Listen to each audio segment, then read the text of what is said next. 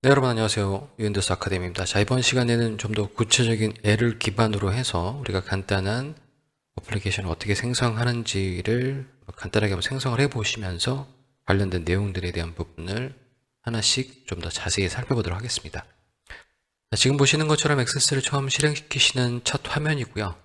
참고로 저는 액세스 버전은 기본적으로 오피스 365 버전이고, 여러분들의 버전을 확인하시려고 하시면 지금 보시는 이 메인 화면에 계정을 가셔서 액세스 정보를 보시면은 지금 보시는 것처럼 이러한 정보를 확인하실 수 있으실 겁니다.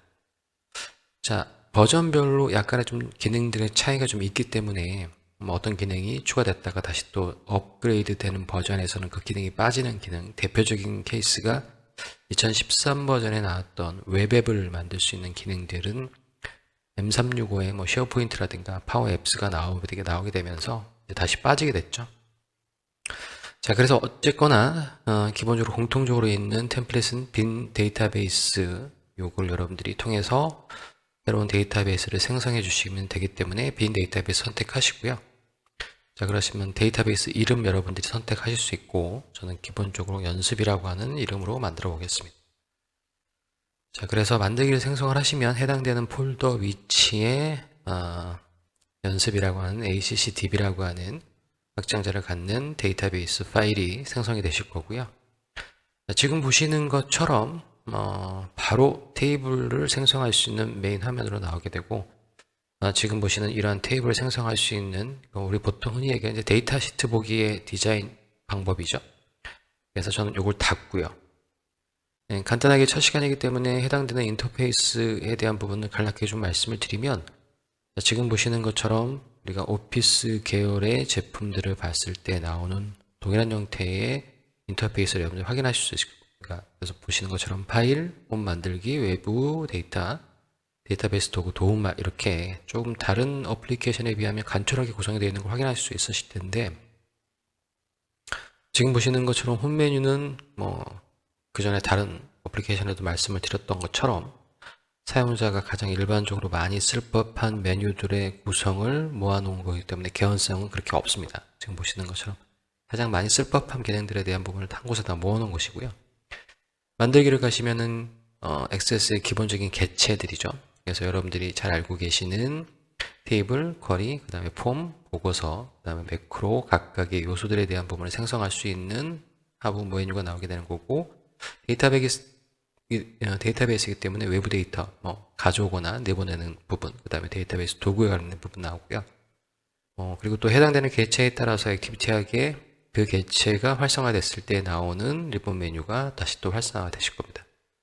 기본적으로 저희는 테이블을 만드셔야 하기 때문에 테이블을 만드시는 방법이 이 두 가지 방법이 있으세요. 그래서 지금 보시는 것처럼 테이블에 대한 부분을 보시면은 이 부분이죠. 이 부분에서 이 부분 보시는 것처럼 이 테이블을 통해서 만드시는 방법과 테이블 디자인을 통해서 만드시는 방법 두 가지 방법이 있는데, 동일하게 테이블을 생성하시는 건데 인터페이스만 약간 좀 틀려지는 형태라고 보시면 될 것 같습니다. 그래서 간단하게 우리 처음 메인 화면에서 보셨던 그 내용이 보시는 것처럼 이 테이블을 통해서 만드시는, 이게 디폴트로 잡혀지는 거고요. 그 다음에 이제 테이블 디자인을 통해서 만드시는 게 조금 더 다른 형태의 화면이라고 보시면 될 것 같습니다. 그래서 일단은 먼저 간단하게 테이블 디자인을 통해서 한번 만들어 보고, 그 다음에 데이터 시트 보기 하고, 그 다음에 테이블 디자인을 통해서 만드는 방법에 대한 부분을 간단하게 좀 보실 텐데요.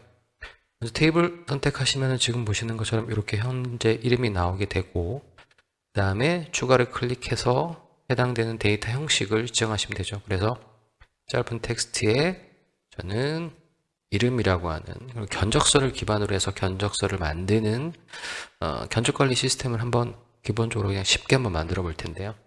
먼저 고객 테이블을 만드셔야 되기 때문에 고객 아이디, 그 다음에 고객 이름, 그 다음에 다시 또 짧은 텍스트 하셔서 이메일, 그 다음에 엔터 하시면 되고요.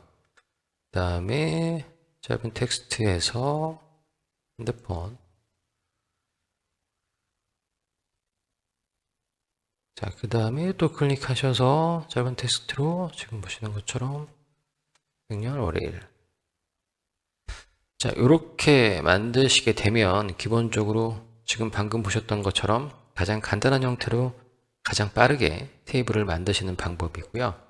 자, 지금 이렇게 만드신 다음에 테이블을 저장하시려고 하시면 테이블 닫기를 누르시면은 처음에 테이블 1이라고 하는 임의의 이름이 지정이 됐기 때문에 사용자가 다시 이름을 재정의를 하실 수 있고요.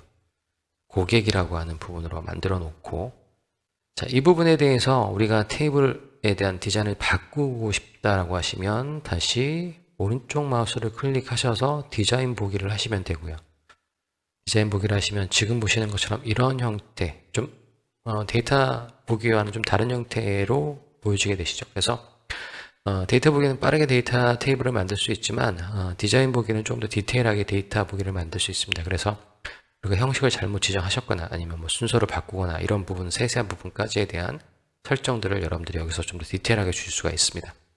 그래서 저는 여기를 고객 아이디라고 이름을 바꾸고요. 그 다음에 일련번호로 생성이 되어 있고요. 그 다음에 이름엔 짧은 텍스트, 그 다음에 이메일은 여러분들이 하이퍼링크를 거신다고 하시면 지금 보시는 것처럼 하이퍼링크로 선택을 하실 수가 있고, 짧은 텍스트로 할 거고요. 짧은 텍스트 기본적인 필드의 크기를 보시면 지금 255자로 맥시멈 크기가 255자로 제한이 되어 있는 걸 확인하실 수 있을 겁니다.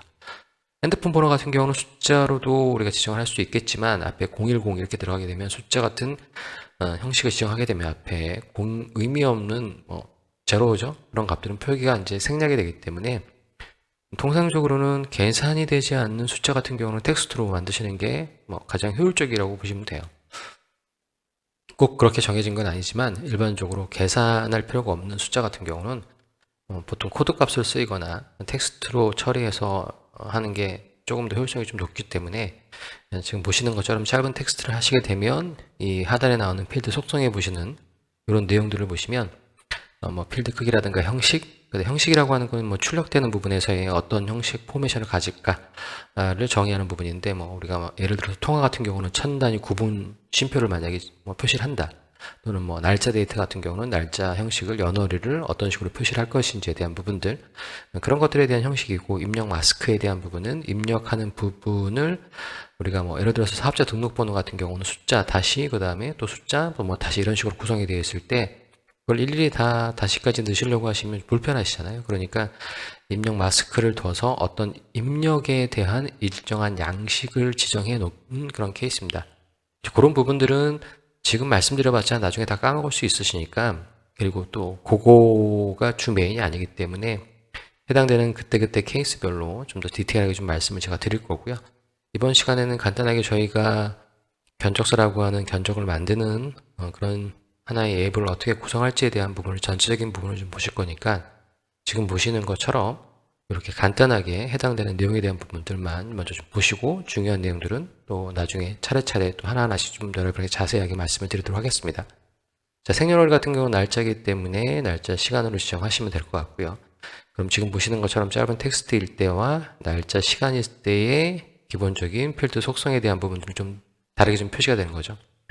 그래서 지금 가이드라인에 나와 있는 것처럼 해당되는 필드 속성에 대한 부분들을 따로 여기서 디테일하게 주실 수가 있고요. 속성 시트 같은 경우는 전체 테이블에 주는 전체적인 테이블에 주는 기능입니다. 그래서 보시는 것처럼 보기라든가 그다음에 정렬의 방법 등 이런 것들에 대한 부분들을 우리가 정의를 할 때 속성 시트에서 정의를 하게 되는데, 통상적으로 속성 시트의 어떤 형태를 변경하시거나 그럴 경우는 거의 많이 없어요. 디폴트 값을 많이 쓰시기 때문에 크게 여러분 주의 안 하셔도 되고요. 참고적으로 말씀을 드리면 XS에서는 대소문자를 구분하지 않습니다. 그렇기 때문에 여러분들 그 부분 좀 참고를 해주시고요. 그 다음에 지금 보시는 요 순서 있으시죠? 고객 아이디, 그 다음에 이름, 그 다음에 이메일, 핸드폰 번호, 그 다음에 생년월일.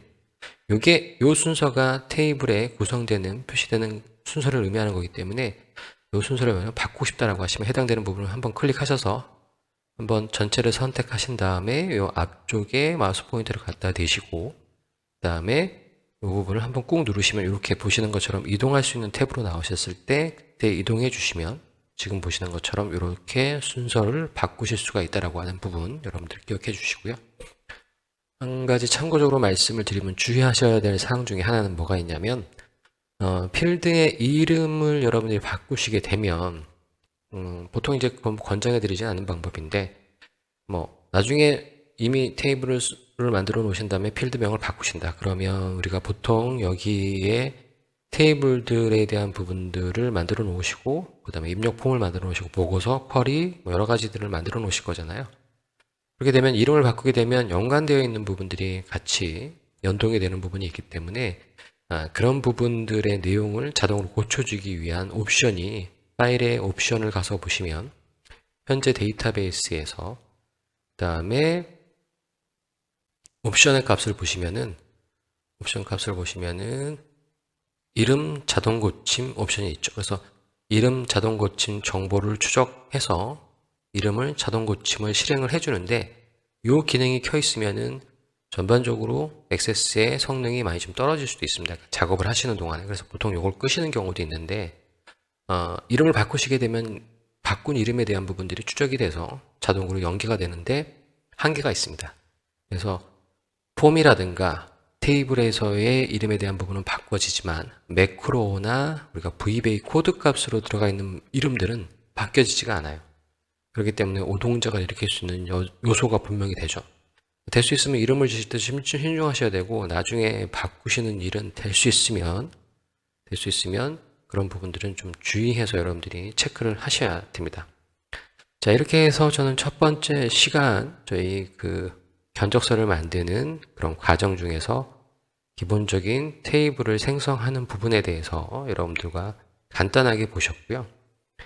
몇 가지 이제 더 추가적인 테이블들을 만드시고 그 다음 우리가 입력 폼에 대한 부분까지 만드는 과정에 대한 부분은 다음 시간에 좀 더 자세하게 하나하나씩 말씀을 드리도록 하겠습니다. 그래서 이번 시간 내용 정리하면 먼저 가장 기본이 되는 테이블을 생성하는 방법에 대한 부분 두 가지 방법이 있는데 첫 번째는 데이터 시트 보기로 데이터 테이블을 생성하시는 방법과 그 다음에 디자인 보기를 통해서 만드시는 방법.